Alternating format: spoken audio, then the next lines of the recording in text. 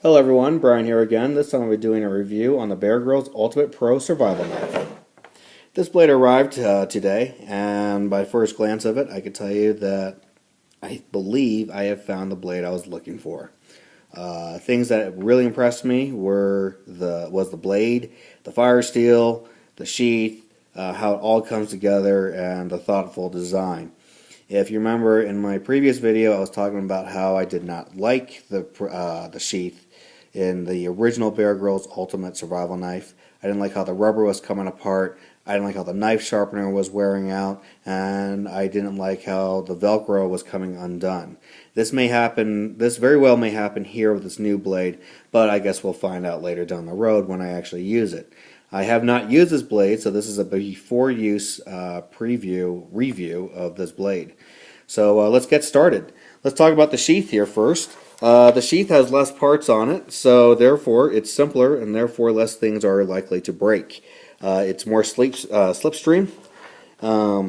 It's using a ballistic nylon, which is actually screwed on to the sheath itself, as I understand it. If this tears or breaks, you can order another one, but I believe Gerber will go ahead and warranty that part of the sheath as well as this part of the sheath, which is nice because I didn't see anywhere on Gerber where I didn't hear anything. It doesn't say it, but I didn't hear anything from Gerber warranting anything about the older sheath. What I really enjoy about this is that you don't have to take the sheath apart to sharpen your blade because it comes with a knife sharpener installed right there.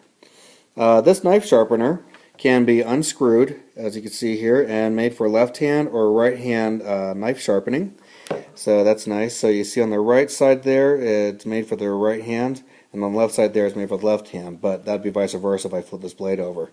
The next part is what I really thought was nice, that if water get into the sheath, there's a drainage hole right here, so water won't remain in there. That's a pretty nice thought out design. The only thing that I didn't like about the sheath, and this is real petty, and if you know a good seamstress, they could probably sew on a bigger belt strap, but yes, the belt strap. It doesn't cut me anymore when I put it on, so that's a big plus, but it also doesn't hold very big belts either. You can see I also tied the brand new and much louder and improved whistle to the back of it, because originally I was going to put it on the fire steel, but in a moment you'll see why I didn't. My main fear was the locking mechanism for the fire steel to the sheath was eventually going to wear out the strap to the whistle, so I couldn't have that at all. Let's get into the blade. I know a lot of you are wanting to do that. Now, this might be because the blade is new, but it's a little difficult to open. Here we go. As you can see, that this blade it comes as a fine edge.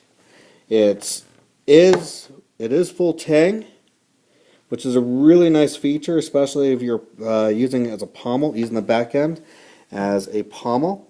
It's really nice to have it when you're batoning, and it's just a good thing to have as a peace of mind if you're out in the wilderness. This is also a much higher grade high carbon steel, so I will eventually have to oil this blade up if I'm to take it into the ocean like I did my previous blade. On the back of it, you can see that's where you light your fire using the fire striker. And it's got slap handles, so they're not molded onto the blade anymore. It's actually screwed on. I've heard stories people have tried to undo this. Honestly, I don't know why you would want to undo your handles, but apparently that they're staying on. I'm not going to even try to open them. To me, it feels perfect. The blade feels the same in my hand as its predecessor.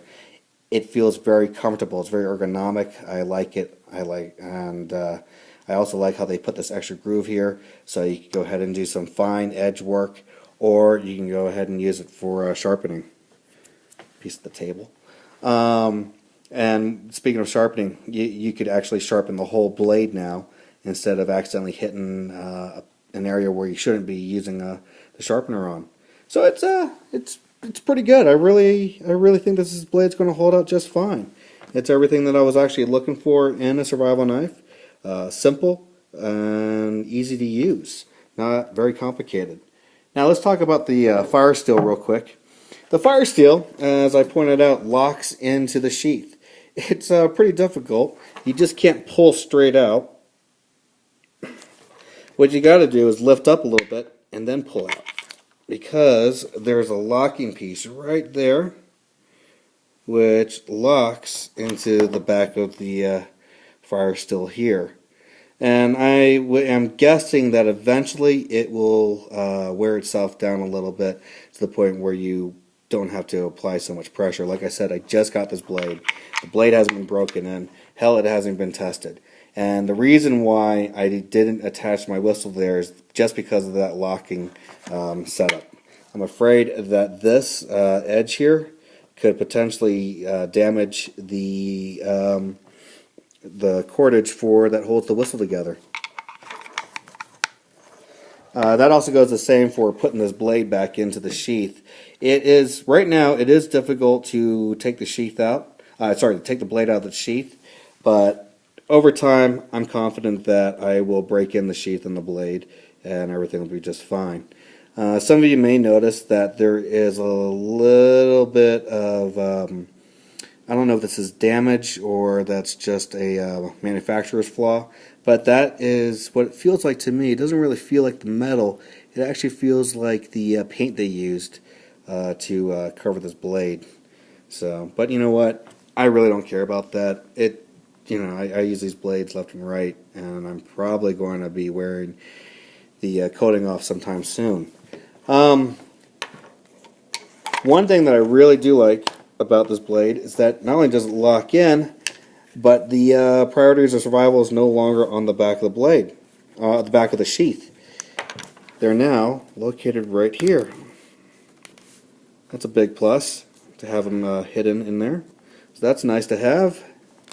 And yeah, that's pretty much about it. There's no area to put a leg strap in there, so you're gonna have to go ahead and be, should I say, inventive on how to do so. And if you do know how to do it, please post a video about it. I'd sure like to know how that's done. And I'm going to go ahead and go use this blade for the next week or two, or maybe 3 weeks. And then I'll go ahead and make a video then and show you what has held up and what hasn't. My guess is the majority of this whole setup is going to hold up just fine. So this is Brian signing off for now, and I'll talk to y'all later. Okay, bye-bye.